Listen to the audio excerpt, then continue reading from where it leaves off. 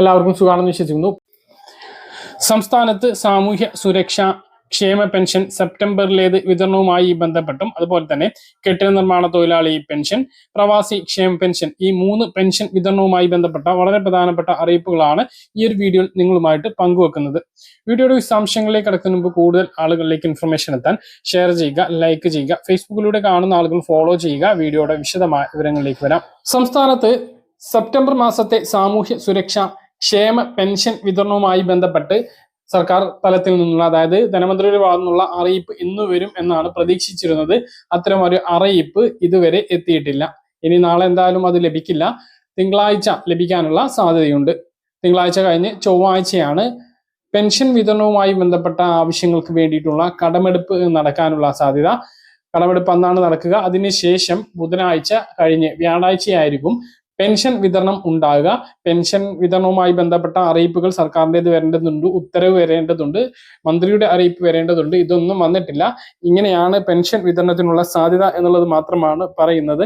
അപ്പോൾ പെൻഷൻ വിതരണം 25-ാം തീയതി തുടങ്ങി കഴിഞ്ഞാൽ അത് അടുത്ത 5-ാം തീയതിക്ക് മുമ്പ് എല്ലാവർക്കും കയ്യിലും പെൻഷൻ വിതരണം പൂർത്തിയാക്കുന്ന തരത്തിലായിരിക്കും ഉണ്ടാവുക.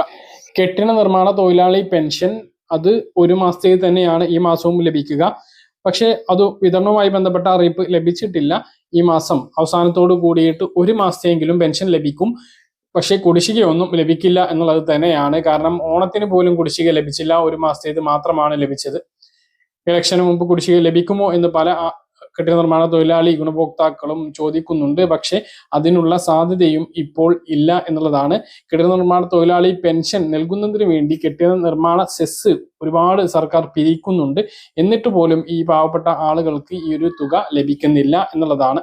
അതുപോലെ പ്രവാസി ക്ഷേമ പെൻഷൻ എല്ലാ മാസവും ആദ്യം ലഭിച്ചിരുന്ന പെൻഷനാണ്. കഴിഞ്ഞ കുറച്ച് മാസങ്ങളായിട്ട് അത് 20-ാം തീയതിക്ക് ശേഷമാണ് ലഭിക്കുന്നത്. ഈ മാസത്തെ പ്രവാസി ക്ഷേമ പെൻഷൻ കഴിഞ്ഞ ദിവസം വരെ ലഭിച്ചിട്ടുണ്ടായിരുന്നില്ല. ആർക്കെങ്കിലും പ്രവാസി ക്ഷേമ പെൻഷൻ ലഭിച്ചിട്ടുണ്ട് എങ്കിൽ താഴെ ഒന്ന് കമന്റ് ആയിട്ട് അറിയിക്കാൻ മറക്കരുത്.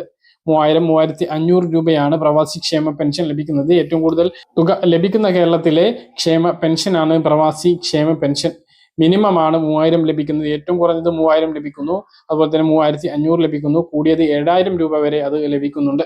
ഈ മാസത്തെ പെൻഷൻ വിതരണം ചെയ്യുമ്പോൾ ഒരുപാട് ആളുകൾക്ക് പെൻഷൻ മുടങ്ങും എന്നുള്ളതാണ് ഏറ്റവും പ്രധാനപ്പെട്ട കാര്യം. മസ്റ്ററിംഗ് പൂർത്തീകരിക്കാത്ത ഒരുപാട് പേരുണ്ട്.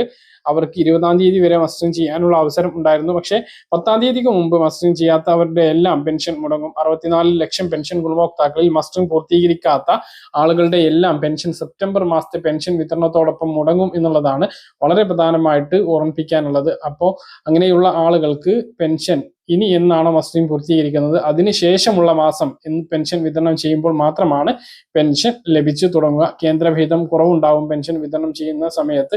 അത് പിന്നീട് ഒരാഴ്ചക്കുള്ളിൽ തന്നെ ലഭിക്കുന്നതുമാണ്. മറ്റൊന്ന് പെൻഷൻ വർധനമാണ്. പെൻഷൻ വർധനവും ഉടൻ പ്രഖ്യാപനം ഉണ്ടാകും എന്നുള്ളത് തന്നെയാണ് പ്രതീക്ഷിക്കുന്നത്.